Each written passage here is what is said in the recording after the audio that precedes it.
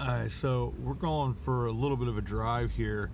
I think I'm just gonna this is gonna be for the van inspection. We had to reset the code, and for the emissions I had to do about 50 or 60 miles.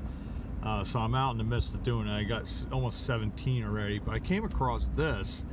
I really honestly am not sure what it is. It's like these yellow flowers, and you see like in the distance there on the other side of those other farms, and you can see there, it's like, I don't know what the heck it is, but man, it is beautiful. There's a guy over here doing some photography as well. We had done this on the Country Roads Take Me Home, Monroe Valley. This is on the other side of the little mountain, but it's just so neat. Just seeing this huge yellow field of flowers, but pretty cool.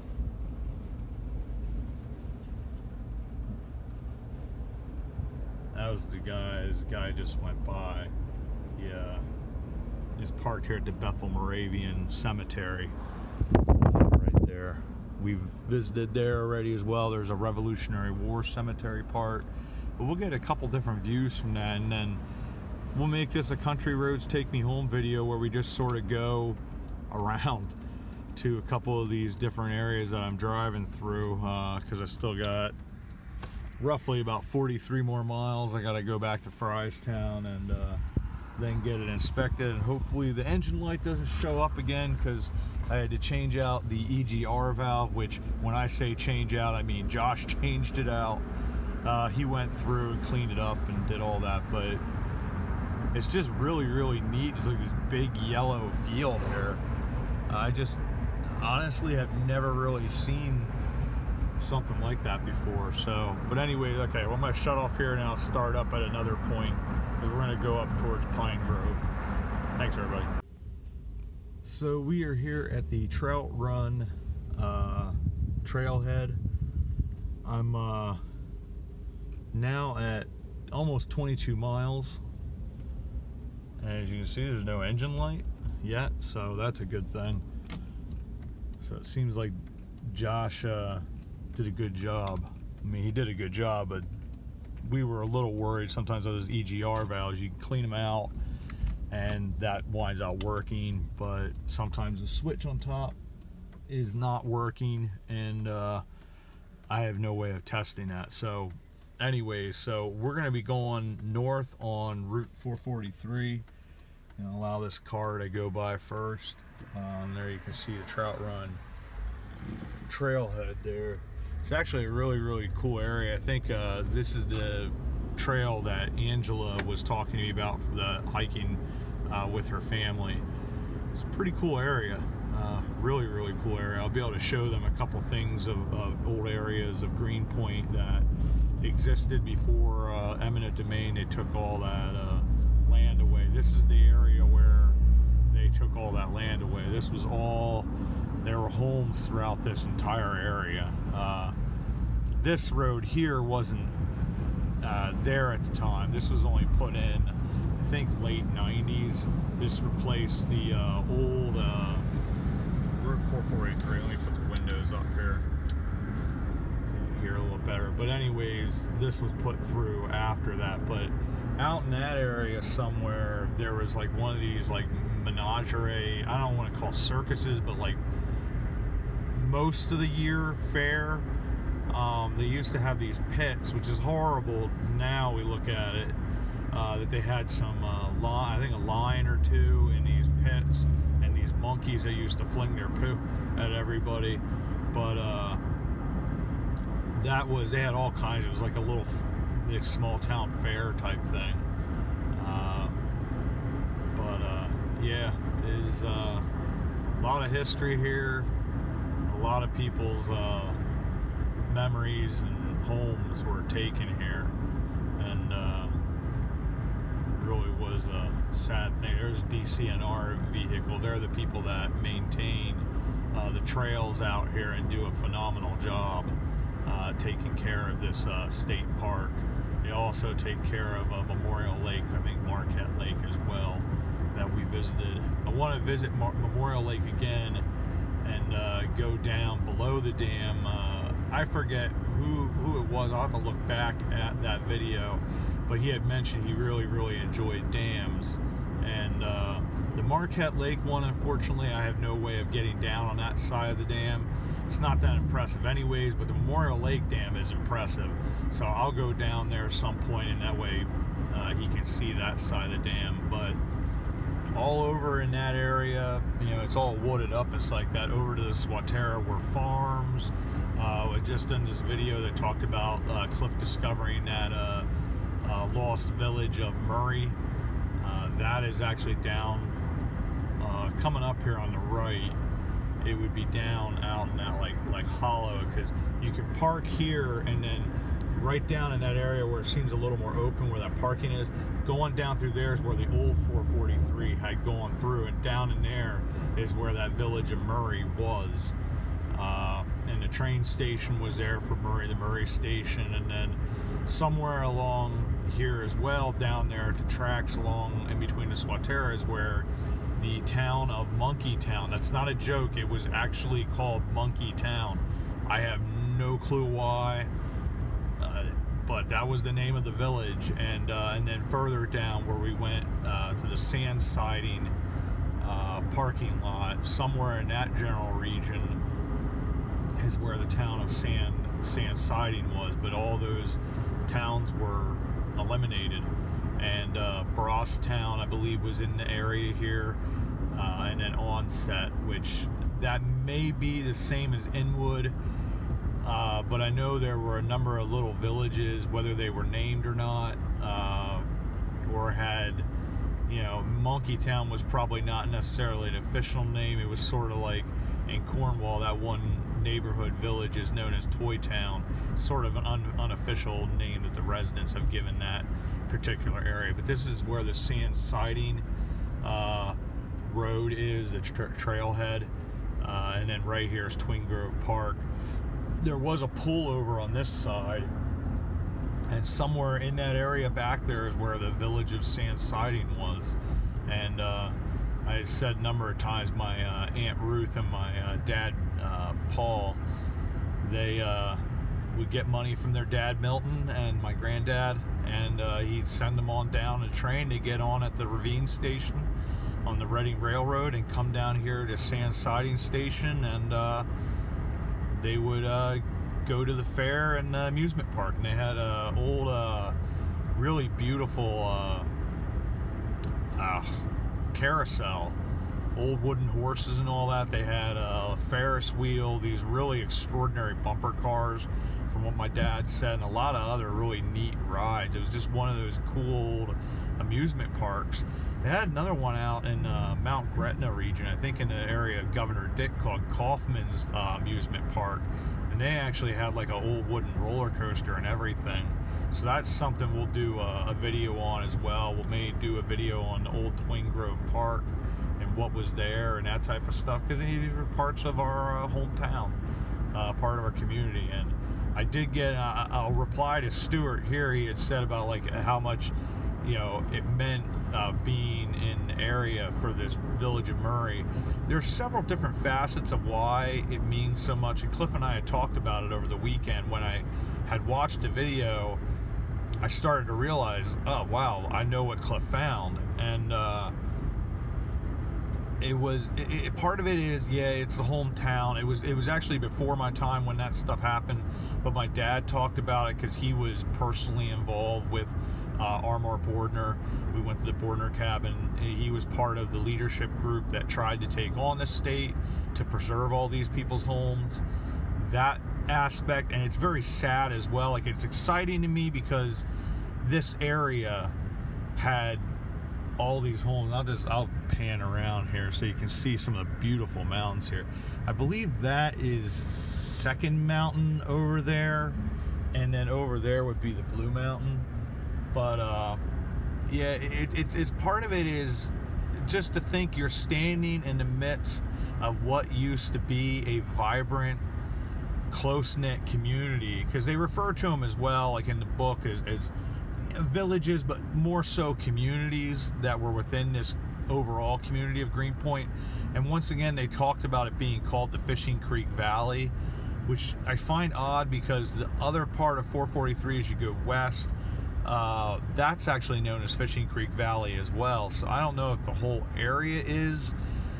I'm taking his word for it, because Francis Ditzler was an extraordinary local historian, so apparently it was referred to and known as that. But we're coming up now on Sudberg, which my family, we went to do the Outwood Cemetery, the family history, where my grandfather Milton, my great-grandfather Levi, and Lavina, who had been gored by that bull, and then I guess great-great-uncle Frank, who had been shot in the back while he was playing piano, either because they didn't like him or they didn't like his piano playing.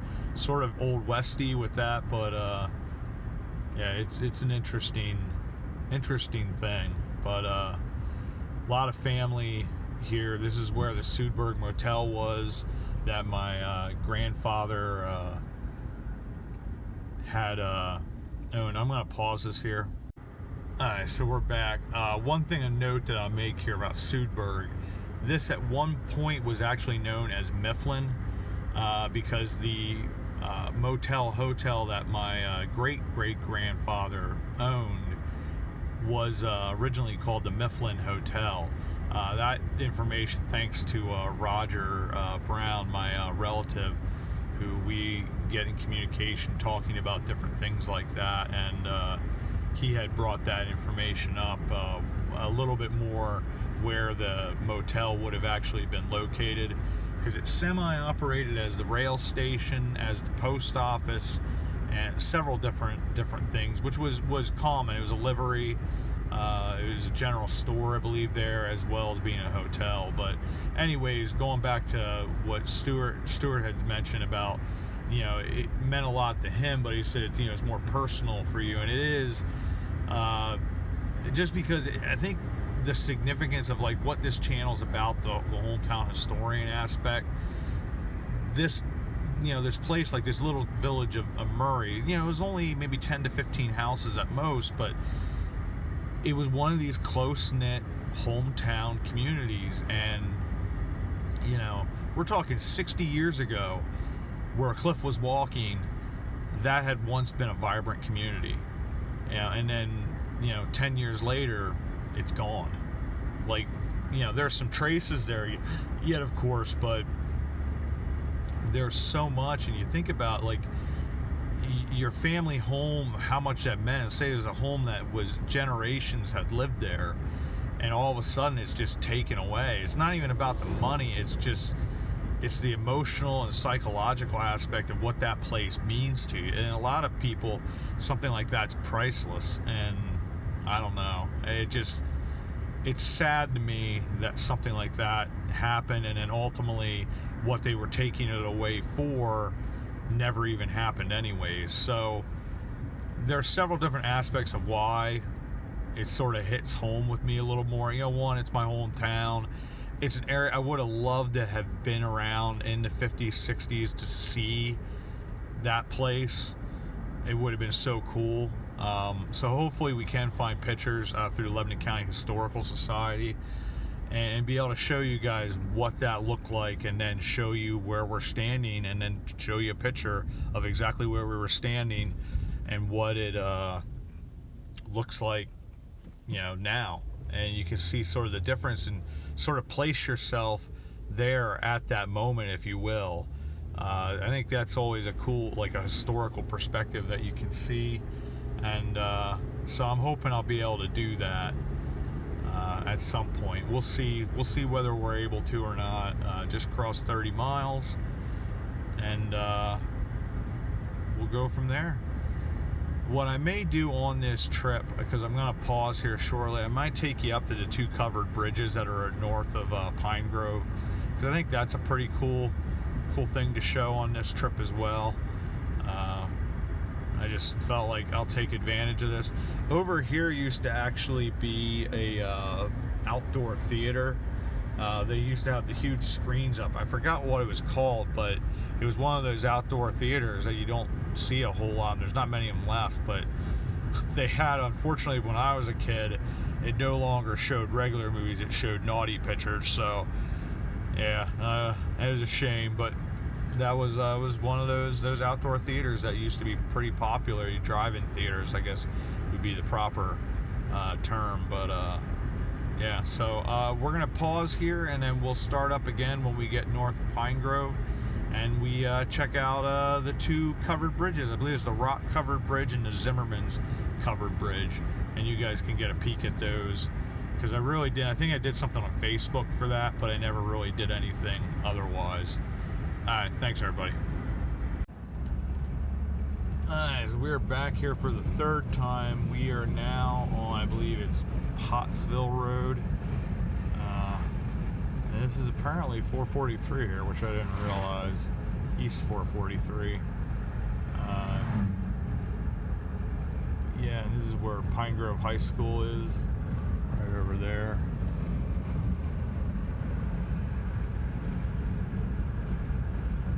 But it is amazing, like, a lot of the information that my dad told me about, like, the areas there in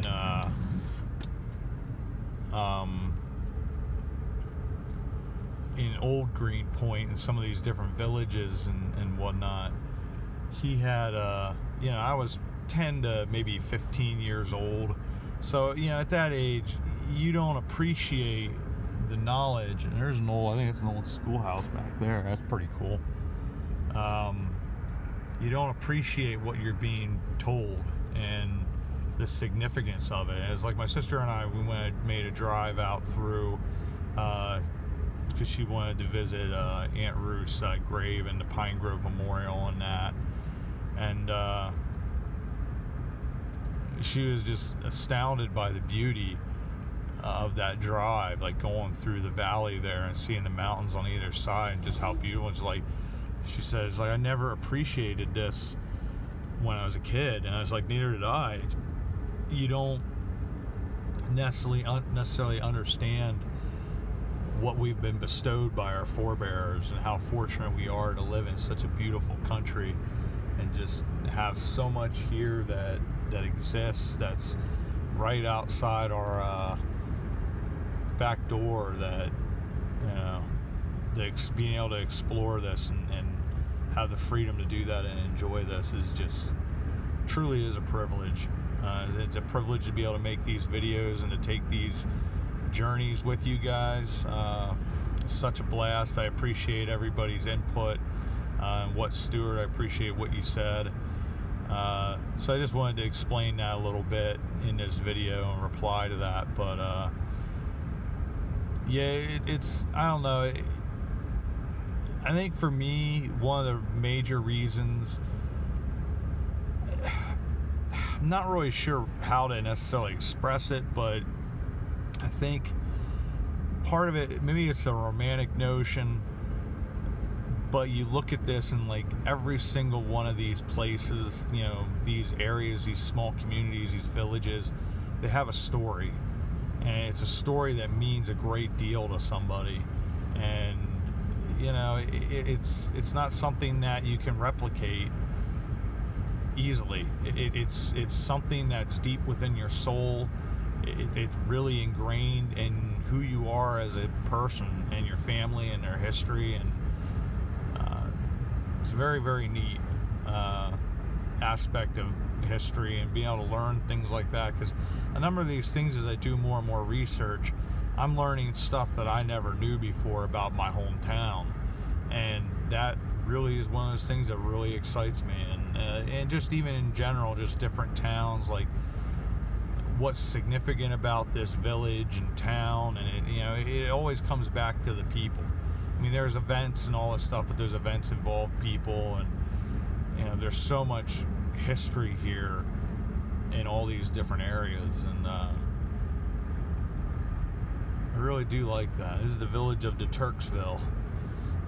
But anyways, we're kind of be coming up shortly on the right here. We'll go and we'll visit Zimmerman's Bridge first, and it's a cool covered bridge. And Cliff does a series on covered bridges, so I sort of want to respect and not necessarily do like the same way, because he goes through about with what their architectural style is, because there's certain styles to these different bridges, and I find that really intriguing in the history of when they were built and all those different types of things. And they even had in Lickdale there, where we were right near where those yellow fields are, there used to be a red covered bridge there. Now there's an iron bridge, and it's been there for a long while, but when Union Forge and all that was there before it became Lickdale, it was a red covered bridge. And there's a lot of them that aren't around anymore, but I think Pennsylvania might potentially have the most covered bridges in the country.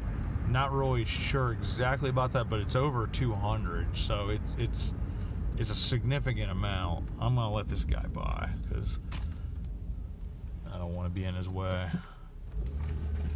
He was being respectful as well, like the distance that he was behind me, so I want to be cool about that. But anywho, so this is just another one of those little journeys. I think it's fun, and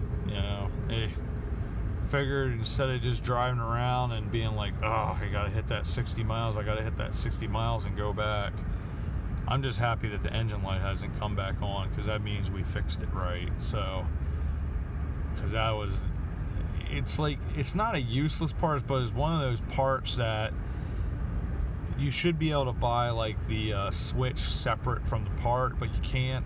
So it's like an $80 part, and it's ridiculously easy to pull off. Well, I'd say ridiculously easy, easier than most parts. It still's got its own problematic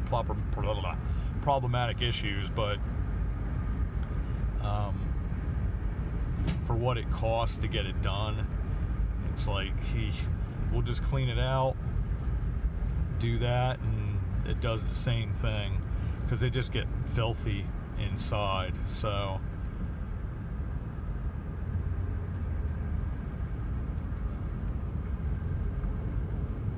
yeah, and the funny thing is too, these two covered bridges, the second one is called Rock, which is slightly more, I guess, say famous cover bridge. It's actually a much more pleasant looking one as well. I think that was restored much, it was early, it had been restored within the last like 10 or 15 years, so it looks a lot nicer. Zimmerman's was restored as well, but that was a while before that. But it's just, rock covered bridge has that shape, the size, the length that sort of is more familiar for most people with the covered bridges. Zimmerman's is a little longer, a little more narrow, not as pretty of a bridge, but it's still a pretty bridge. And that will be coming up here at some point here, I think, on the right. Definitely get my miles in. I'm almost up to 40 now, so I'll be happy once I can turn around, stop at McDonald's, get myself some lunch, or some breakfast actually, because they just brought back the bagel sandwiches, which were my favorite, and they took them away for some reason during COVID. Didn't make a whole lot of sense, because those were the favorite sandwiches, I think, a lot of people, breakfast sandwich wise.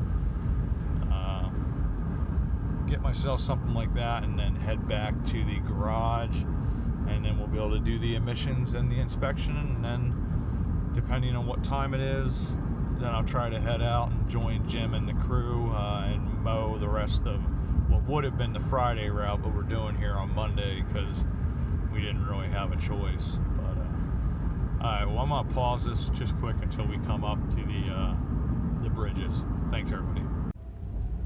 So I realized I screwed up. I kept on thinking, it's like, this just seems like this is a lot further to these covered bridges than it should be. And here I realized that we're just entered Friedensburg. Now we're turning around, going back the opposite way. And also, like, it should have been clued in when it was 443. So I think it's 183 that you're supposed to go on. It's actually when you're going back to 501 is the way. So we're gonna go that way and recorrect that. It's one of those things, again, the miles. There's the whole point of this drive is to get the mileage. But I just realized, I was like, you know what? I'm on the completely wrong road to where these covered bridges are. So we got to go over back to Pine Grove, and then once we do that, we'll probably wind out going to Pine Grove, getting myself my McDonald's food, which isn't good for me, but and then get on 81 and go back to Frystown that way, because it'll be a little quicker, because I'm easily going to have the miles, because I'm at 42 now. But yeah, I just completely, I realized, like, oops, I'm not on the right road. I'm talking about these things I'm looking on the right, like, it's got to be coming up here shortly, and then I realized, I'm not even on the right road. It happens. All right, well, we will see you once we get back on 183, and hopefully then I'll find my way to where I'm supposed to, and I don't get us lost again, which I'm not lost, but gotta love it.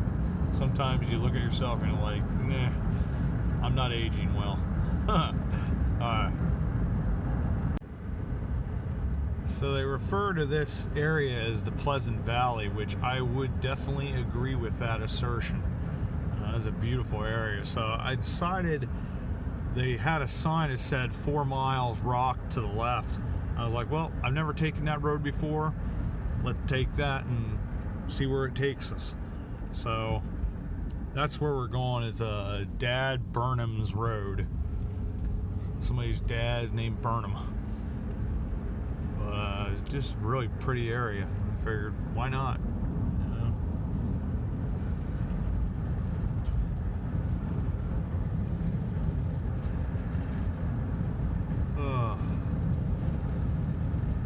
Oh boy. It was a good weekend. I mean, a lot of rain, but able to rest my left foot and leg, and that seems to have helped quite a bit. Switching over to a pair of Adidas shoes that I have, because I think the Skechers I had worked well for the most part, but they're not the wide. So that was one part of the reason I was having some of the issues, because with cellulitis, when something's tight, and even like with my diabetes too, it's not necessarily the best to have shoes that are a little tight on you. So switched over to those seem to feel a lot better. We'll get a little bit of a feel, if I'm able to get out mowing today, of how that actually is going to work for Wednesday, Thursday, Friday, and excuse me, we'll go from there.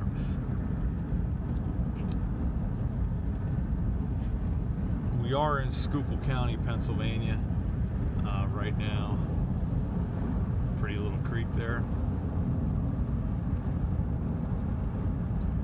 Always enjoyed the little creeks. As we had one there in the little hollow that we had the cabin growing up. We had that little creek that went down into Trout Run, and loved playing in that as a kid. Loved playing in the pond. My mom wasn't so fond of it because I ruined a lot of shoes because I was a stupid little boy, but a lot of great memories from there. Just different. That's pretty cool. Church, Manbeck's. Probably didn't catch that for you. Right next to a nice creek there too. That was pretty. Like I said, I've never been back here before, so I think we've got about 3 miles of that 4 miles. So hopefully, always like these red barns. This is seems like it'd be a newer one, but the red color is just pretty. Just out here in the country. And weirdly, maybe not. I thought there for a second, I was like, this might actually be the road that comes right up to the covered bridge. But here's junction 895, which that's what we want to be on. So we will make a right, I believe, here. Yeah.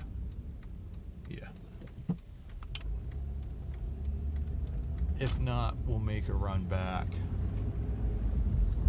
I don't remember coming across this before when I came up the rock, so I think we're heading in the right direction. we'll see whether my direction skills are still decent or if I've lost that as well, along with my memory and not realizing which road I'm actually on.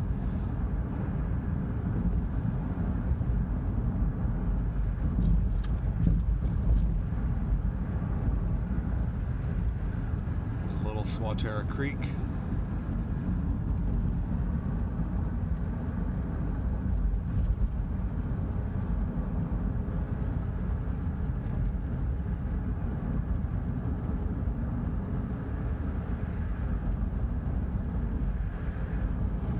There it is. Yep, there's the rock covered bridge. Cool. That worked out. Got a little extra bit of a cool country drive and New Swanger Road. And we'll find out. We'll drive through it. Let me pull to the side here so this person can get by.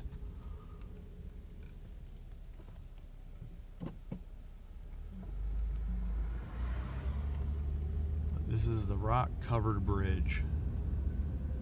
Another one of these pretty little bridges.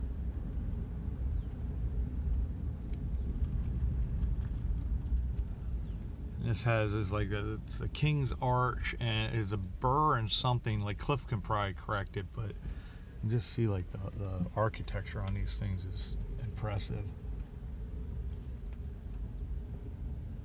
But we will park here. And then we're gonna back out. There you can get a nice look at it there. It's just a pretty short, it's a really short bridge. And they have like a little cool park here too, I believe. Then you can see the pretty little creek down through there too.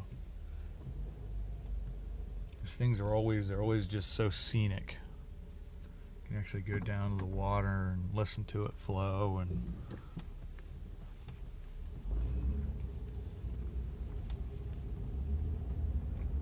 sure this is really pretty in like winter. Once again, I'll show you, like, you can get to see the architecture there and get to see up in the ceiling. But yeah, it's a pretty, so that's the rock covered bridge. This is the village of Rock, and then we'll make a right up here back on 895, and then on the left is where the Zimmerman's bridge is.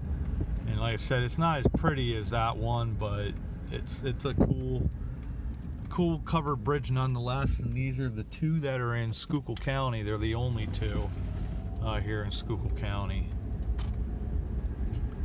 And it's actually they'd be southeast of Pine Grove. I was completely wrong about being north of Pine Grove, because for some reason my mind said they're on Pottsville Road, not on 895, which it's sort of, it's in Pine Grove, but on the southern side of Pine Grove, when you can go over to Route 501, which we did that for a Country Roads Take Me Home. We went over, I think it was over the mountain and back again. We went over on 501 and then came back over on this side via 645. So pretty cool. And we have just reached, I think by the time we get to Zimmerman's, we'll have reached 50 miles. No engine light. I just need to do another 10 on the way back, and we will be good to go. And I can get my emissions and my inspection done, and we're re-inspected and emissioned up. And Chuck has made his trip back to good health. Whether he'll remain on his diet or not, he seems to like gas, and he ate quite a bit of this time around. But Chuck's ready to go. More Norris than wagon. Probably stop too when I go to get McDonald's. I'll stop and quick put some gas in the vehicle and get them souped back up and ready to go, and we'll go from there. Should be coming up here on the left shortly. It's pretty straightforward. It's just covered bridge road or something like that, and that's Zimmerman's covered bridge. But I do highly recommend, if you really enjoy covered bridges, check out Cliff's Covered Bridge series. He does have a lot of different playlists now that he has set up, and I believe that would be one of them. And then he explains the history, when they were built, if they were refurbished, when they were refurbished, that type of stuff. So he adds a lot of information in there that, for those of you that love fart. That one comes up on you quick. So I have nobody behind me. We're gonna quick do a little reversey here, and then we're gonna go here to the left under Zimmerman's covered bridge. And I just sort of hidden there, back behind these trees. Should have known as this MX Park here. This is Zimmerman's covered bridge. And it's cool that, you know, like I said, if you like covered bridges, you can come right up to these, and they're within, I think, basically a mile and a half. And it's the same thing with, it's got the King's Arch, and then it's like Burr something is what it's called. But pretty cool. And then we'll turn around, and we're over 50 now miles, so we have 51. So I am gonna just head on back. I'm gonna wind out ending the video here. I'll do it when we go back through Zimmerman's and make our left back on the 895. But yeah, it's another cool journey. I'm glad I was able to take this with you guys, and we will turn around here just quick, because this seems to be enough room to do a quick U-turn here. Yeah, pretty little area. Covered Bridge Road. But yeah, if you live in the general area, you know, this area here is beautiful. And then having these two covered bridges right here, this is being Zimmerman's, and the other that we just were at, Rock Covered Bridge.